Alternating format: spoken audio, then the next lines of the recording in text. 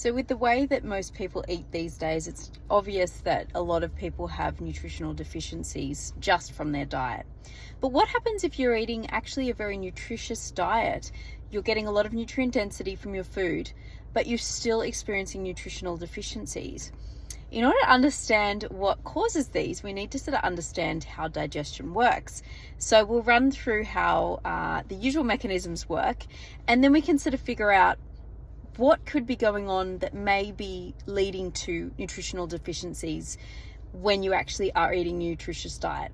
The first organ that the food bolus is going to enter that relates to actually really breaking down the food that we've eaten is the stomach. Now, what's really fascinating about the stomach is its role is to essentially, it can store a little bit, but it can mainly break up the food that we're eating, sort of inactivate it and start to really activate the chopping of mainly the proteins that we're eating. So it's really, really important that the stomach is very acidic for this process to actually occur.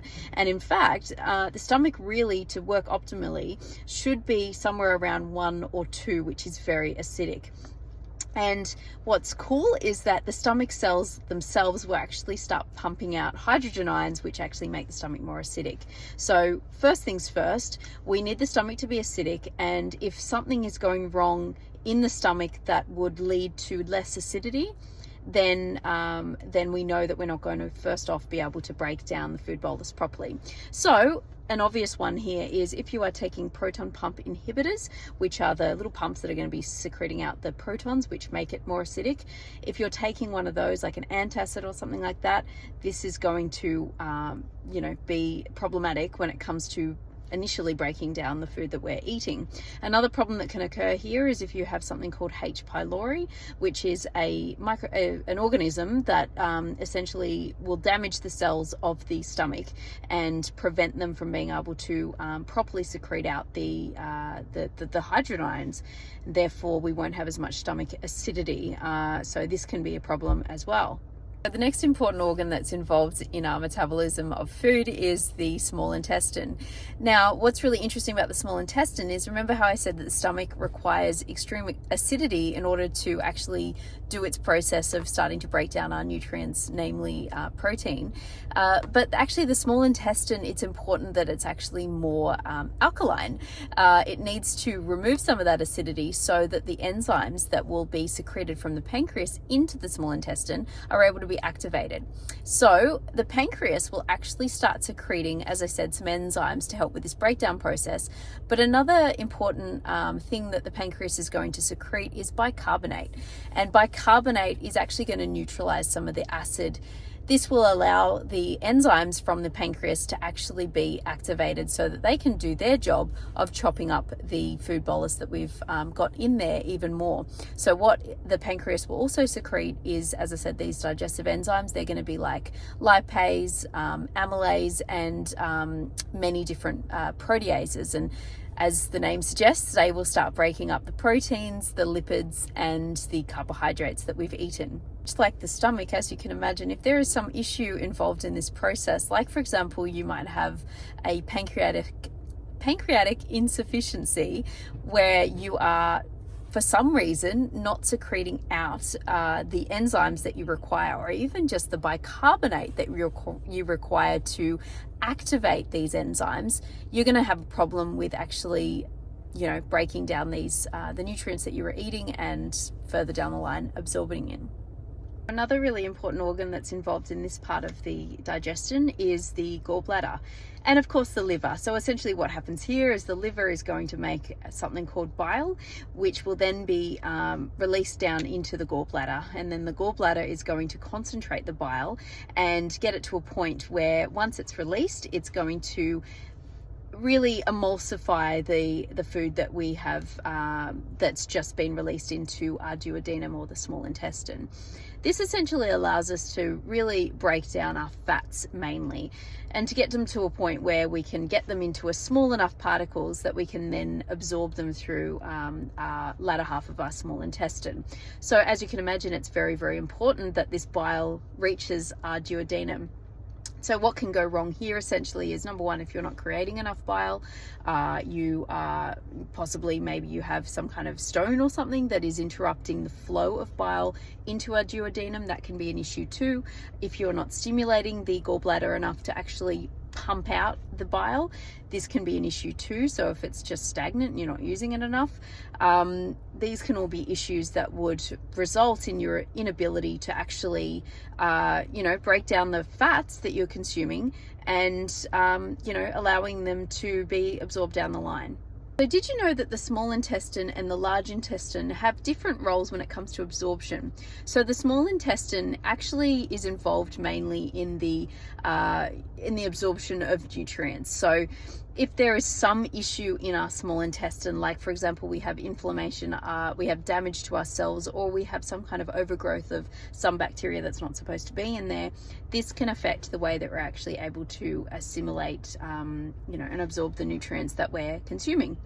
Whereas the large intestine really is more involved in making sure that we are able to reabsorb more water or electrolytes, mainly. So if you have some kind of inflammation or damage to the large intestine, this is where you're going to get issues mainly with your electrolytes. You might have electrolyte deficiencies, or you might be getting something like diarrhea, which is where you're unable to reabsorb the water that's going through your large bowel, and you end up with watery stools. So remember how I said that the pancreas has a big role in actually secreting out very special enzymes, pancreatic enzymes like amylase, proteases and lipase that are going to break down the food bolus that we have in our small intestine. We also have other types of enzymes. I won't go through all the names of them because there's a lot of them, but they actually exist on the surface of the cells of our gut. And a good example of these are lactase, which is going to break down the lactose that we've consumed. And this is why people that aren't producing enough of this enzyme can have issues with actually digesting lactose. And so these enzymes are going to sit on the cells of our GIT, and as the food bolus passes across, they're going to be able to snip them up further so that again we can break them down to the small enough molecules that we can actually absorb them. An example of this would be an enzyme that would break down large sugar molecules like carbohydrates. We can snip them down to the point where they are single glucose molecules. Once they're at this point, we can then absorb them and get them into our bloodstream. Also talked a little bit about the liver before and its involvement in creating bile. It's also important to acknowledge that once the nutrients have been absorbed through the cells of our gastrointestinal system, they will then go into this beautiful hepatic circulation, which will then go from our gut to our liver. And this is where we will basically the liver will check what we have. It will compartmentalize some of the nutrients we have. Like for example, if we have a bolus of glucose, it will figure out how much do we need in the bloodstream and how much can we store. If you have too much glucose, then of course the liver is going to work into making that glucose glycogen, which is our storage version of glucose. And this is why the liver health is very, very important for making sure that we are checking all the things that are coming through our gut, and also organizing them and making sure that if we have too much of something, like for example glucose or fatty acids, that it will then be able to store those. Another important role of the liver that you probably already know about is the metabolism of our lipids. So essentially the lipids go through a slightly different process to our carbs and our protein. They don't go straight to the liver. They actually go through the lymphatic system first and then eventually end up at the liver. But what the liver will then end up doing is it will kind of figure out, do we have enough lipids in the blood? Do we need to send out more? And it will package up the lipids that we have and the cholesterol that we have and put them into LDL particles. This will then circulate around and get recycled back to the liver and blah-de-blah. I'm sure you've heard this process as well. So the liver is very, very heavily involved in organizing how much lipids we have in our bloodstream at any given time. So I'm sure it's pretty clear to you by now that if any of the cells of any of these organs involved in metabolism are actually not working properly, like for example, you have some kind of inflammatory process going on in a particular cell, those cells are not able to release out the things that they usually would, like for example, enzymes or hormones that would actually be involved in the process of digestion. Example of this again is the pancreas. If the pancreas is not able to properly secrete out its enzymes, its pancreatic enzymes, or even things like hormones like insulin, if these are not able to be secreted out properly, then of course we're not able to break down those nutrients properly.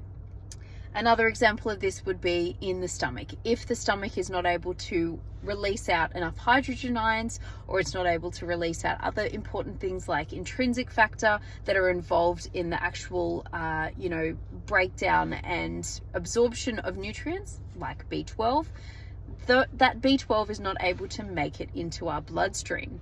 So it's really important to sort of figure out, number one, is there an inflammatory process going on?